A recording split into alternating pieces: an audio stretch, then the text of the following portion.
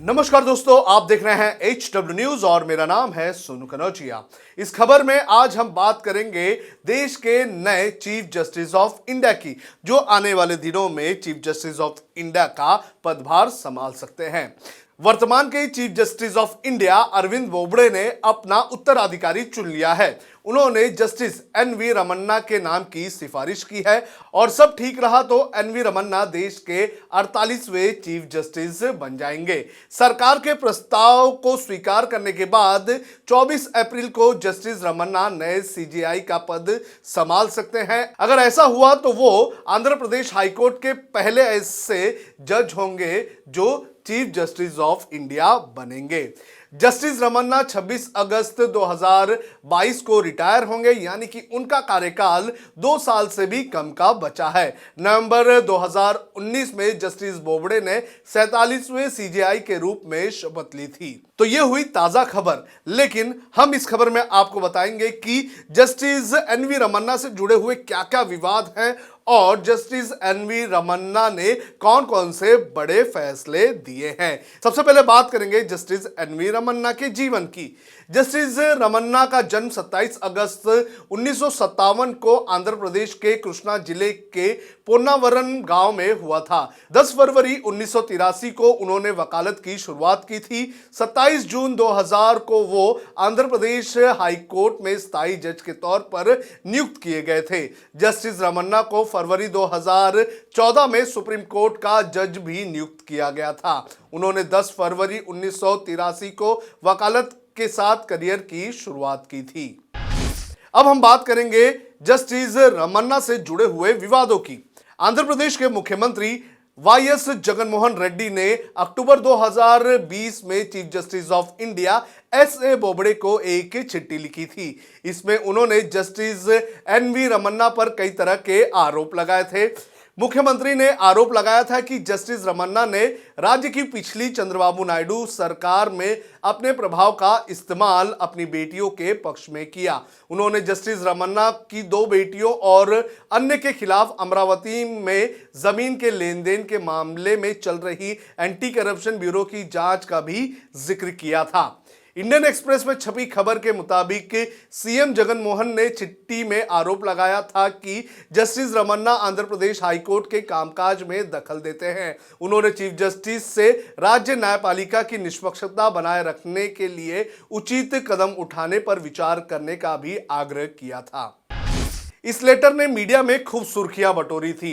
All India lawyers union ने CM Reddy के खिलाफ अवमानना की कार्रवाई शुरू करने की मांग की थी। हालांकि अटॉर्नी जनरल के वेणुगोपाल ने जगन रेड्डी के खिलाफ अवमानना की कार्रवाई शुरू करने की इजाजत देने से इनकार कर दिया था। ये मामला सामने आने के बाद एक कार्यक्रम में जस्टिस रमन्ना ने कहा था कि जजों में ये खूबी होनी चाहिए कि वे सभी तरह के दबावों को झेल सके और विषम परिस्थितियों का डटकर मुकाबला कर सके।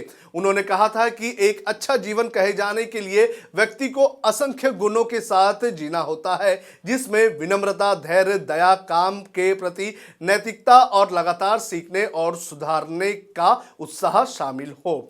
खासकर जजों के लिए सबसे महत्वपूर्ण यह है कि उन्हें अपने सिद्धांतों के साथ समझौता नहीं करना चाहिए और अपने फैसलों में निडर होना चाहिए। जजों में ये खूबी होनी चाहिए कि वो सभी तरह के दबावों को झेल सके और विषम परिस्थितियों का डटकर मुकाबला कर सके। जस्टिस रमन्ना ने यह कहा था कि न्यायपालिका की सबसे बड़ी ताकत उसमें लोगों का विश्वास है। विश्वास और स्वीकार्यता के लिए आदेश नहीं जारी किया जा सकता, उन्हें अर्जित करना पड़ता है। हालांकि जिस दिन यह खबर आई कि जस्टिस NV रमन्ना अगले CJI होंगे, उसी दिन एक और खबर आई। सुप्रीम कोर्ट ने जस्टिस NV रमन्ना के खिलाफ आंध्र प्रदेश के मुख्यमंत्री जगन मोहन रेड्डी की शिकायत को खारिज कर दिया। सुप्रीम कोर्ट ने कहा कि इन हाउस प्रक्रिया पूरी तरह से गोपनीय है, इससे सार्वजनिक करने के लिए वो उत्तरदायी नहीं है। अब हम बात करते हैं जस्टिस रमन्ना से जुड़े हुए कुछ अहम फैसले, जिसका वो हिस्सा थे या फिर जो फैसले उन्होंने दिए थे। जस्टिस रमन्ना तत्कालीन चीफ जस्टिस रंजन गोगोई की अगुवाई वाली संवैधानिक पीठ का हिस्सा रहे हैं, जिसमें अयोध्या मामले की सुनवाई हुई थी। जस्टिस एनवी रमन्ना की 3 जजों की सुप्रीम कोर्ट की बेंच ने ही इंटरनेट को अनुच्छेद 19 के तहत मौलिक अधिकार माना था। जम्मू कश्मीर में 4G मोबाइल इंटरनेट चालू करने की मांग वाली याचिका पर 3 सदस्य वाली कमेटी का गठन किया गया था। चीफ जस्टिस ऑफ इंडिया के ऑफिस को आरटीआई के दायरे में लाने का फैसला 5 जजों की जिस संवैधानिक बेंच ने किया था, उसमें जस्टिस एनवी रमन्ना भी शामिल थे। 5 जजों की संवैधानिक बेंच ने अरुणाचल प्रदेश के मामले में फैसला दिया कि राज्यपाल विधानसभा सत्र बुलाने के मामले में अपनी मर्जी से फैसला नहीं कर सकता है। सीएम और कैबिनेट की सलाह पर ही विधानसभा सत्र बुला सकते हैं। इसमें भी वो शामिल थे। किसी कंपनी पर जुर्माना लगाने वाला फैसला देते हुए जस्टिस एनवी रमन्ना की बेंच ने कहा था कि जुर्माने की रकम कंपनी के टर्नओवर के हिसाब से होगी। जस्टिस एनवी रमन्ना की अगुवाई वाली बेंच ने अपने एक के फैसले में कहा था कि ट्रांसफर ऑफ प्रॉपर्टी एक्ट के तहत मकान मालिक और किराएदार विवादों को मध्यस्थता के जरिए सुलझा सकते हैं। उन्हें लंबी और खर्चीली कानून प्रक्रिया की लड़ाई में फंसने की जरूरत नहीं है।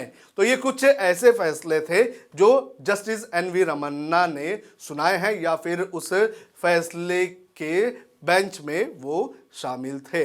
तो इस तरह से जस्टिस एनवी रमन्ना का ये प्रोफाइल था। इस प्रोफाइल में उनके बड़े फैसले भी शामिल हैं और साथ ही साथ उनके ऊपर लगाए गए आरोप भी शामिल हैं। बहरहाल देखना जरूरी है कि कब और किस तरह से ये पूरी प्रक्रिया आगे जाती है और किस तरह से उनका ये कार्यकाल होगा।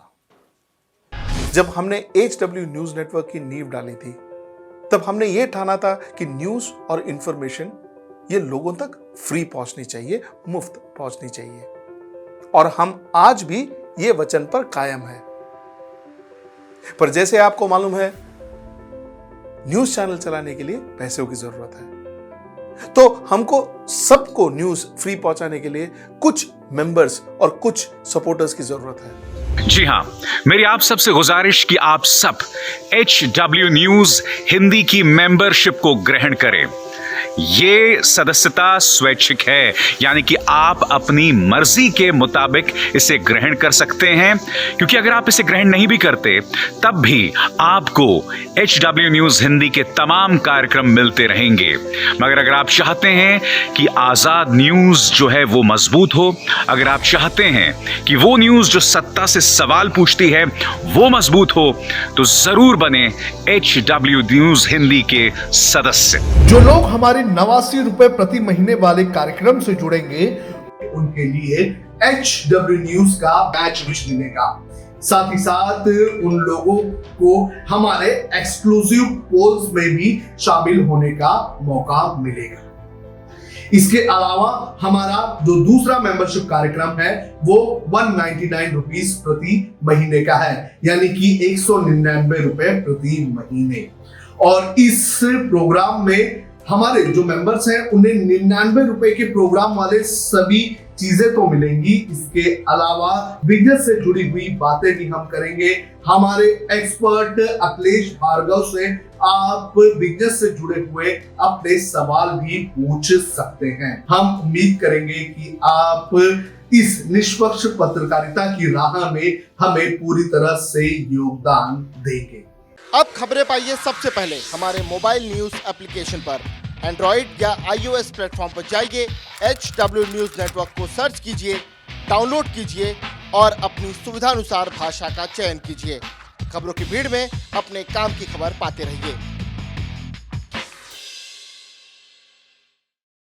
अगर आपको हमारा ये वीडियो पसंद आया है तो आप इसे शेयर करें, फेसबुक पर हमारे पेज को लाइक करें, ट्विटर पर हमें फॉलो करें, यूट्यूब पर जरूर सब्सक्राइब करें ताकि आपको हमारे हर खबर की अपडेट मिलती रहे।